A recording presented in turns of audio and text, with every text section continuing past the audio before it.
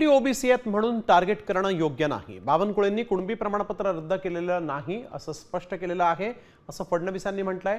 तर एकाच ओरबडून दुसऱ्याला देणार नाही, सगळ्या समाजाची काळजी घेऊ असं मुख्यमंत्री फडणवीस म्हणाले।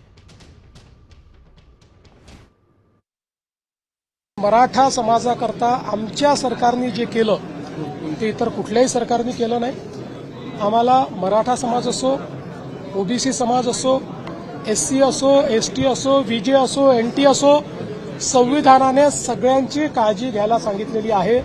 हे सरकार सगळ्यांची काळजी घेईल, सगळ्यांना न्याय देईल। एकाचं ओरबाडून दुसऱ्याला, दुसऱ्याचं ओरबाडून याला असं हे सरकार करणार नाही। सगळ्यांची काळजी आम्ही घेऊ, आजपर्यंत घेतलीच आहे आणि पुढेही आम्ही घेणार। दादा मंत्री ओबीसी आहे म्हणून त्याला अशा पद्धतीनं टार्गेट करणं हे योग्य नाही, हे महाराष्ट्राला शोभणारं नाही, हे कोणालाही आवडणार नाही। आणि माझं तरी मत आहे की बावनकुळेंनी कुठलंही इंटेन्शनल या ठिकाणी याचं रद्द करा, याला द्या असं केले नाही। मंत्री म्हणून जे कर्तव्य होतं ते केलेलं आहे।